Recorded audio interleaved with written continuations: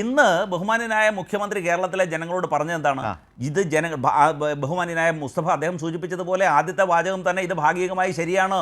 വിലക്കയറ്റം കൊണ്ട് ജനം പൊറുതിമുട്ടുന്നു. കാരണം മെയ് മാസം 15-ാം തീയതി മുതൽ 4 തവണയാണ് ഫ്യൂവൽ പ്രൈസ് വർദ്ധിപ്പിച്ചത്. ഈ റജിയുടെ ഷിഫ്റ്റാണ്. റജി ആദ്യം പറഞ്ഞത് അധികാരത്തിൽ വന്നൊന്ന് ഇരിക്കാൻ തുടങ്ങുന്നതിന് മുമ്പ് തന്നെ ആ സർക്കാരിനെ വളരെ പ്രതികാര ബുദ്ധിയോടെ പ്രതിപക്ഷം സമീപിക്കുന്നു എന്നാണ് റജി പറഞ്ഞു വെച്ചത്. അപ്പോഴാണ് VP മുസ്തഫ പറഞ്ഞത് ഭാഗികമായി അടിയന്തര പ്രമേയം അടിയന്തര പ്രാധാന്യമുള്ളതാണ്, അല്ലെങ്കിൽ അതിൽ ശരിയാണ്, ഭാഗികമായി ശരിയാണ് എന്ന് മുഖ്യമന്ത്രിക്ക് പോലും സമ്മതിക്കേണ്ടി വന്നുവെന്ന് VP മുസ്തഫ പറഞ്ഞതപ്പോഴാണ്.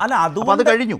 അതുകൊണ്ടല്ലേ പ്രകടന പത്രികയിൽ ആ പദം വിലക്കയറ്റം എന്നുള്ളൊരു ഹെഡിങ്ങിൽ തന്നെ നടപടികൾ സ്വീകരിക്കാൻ ഉദ്ദേശിക്കുന്ന നടപടികളെ സംബന്ധിച്ച് വ്യക്തമാക്കിയിട്ടുള്ളത്. ഇവിടെ പിന്നെ നോക്കൂ, മറ്റൊരു കാര്യം കൂടി ഞാൻ ചോദിക്കട്ടെ. 18/9/2025 കേരള നിയമസഭയിൽ അന്നത്തെ പ്രതിപക്ഷം ഒരു അടിയന്തര പ്രമേയം അവതരിപ്പിക്കുകയുണ്ടായി വിലക്കയറ്റത്തെ സംബന്ധിച്ച്. അപ്പോൾ അന്നത്തെ സിവിൽ സപ്ലൈസ് മന്ത്രി അതിന് നൽകിയ മറുപടി കൂടി ദയവായി ഒന്ന് പരിശോധിക്കണം. ഒരു നടപടിയും സ്വീകരിക്കാൻ അവർ തയ്യാറായില്ല എന്ന് മാത്രമല്ല, വിലക്കയറ്റത്തെ അംഗീകരിക്കാൻ പോലും തയ്യാറായില്ല.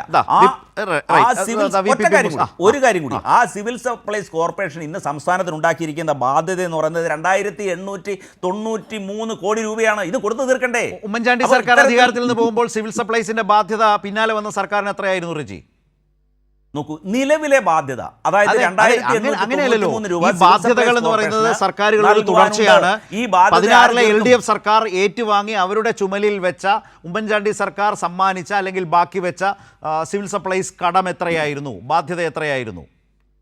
നോക്കൂ, അത് സംബന്ധിച്ചുള്ള എല്ലാ വിശദാംശങ്ങളും വരാനിരിക്കുന്ന ധവളപത്രത്തിൽ രേഖപ്പെടുത്തും. അതിന്റെ ആവശ്യമില്ല. ഈ ഉമ്മൻചാണ്ടി സർക്കാരിന്റെ കാലത്തെ ബാധ്യത എങ്ങനെയാണ് ഈ ധവളപത്രത്തിൽ വരിക? അത് വരില്ലല്ലോ. അത് വരില്ല.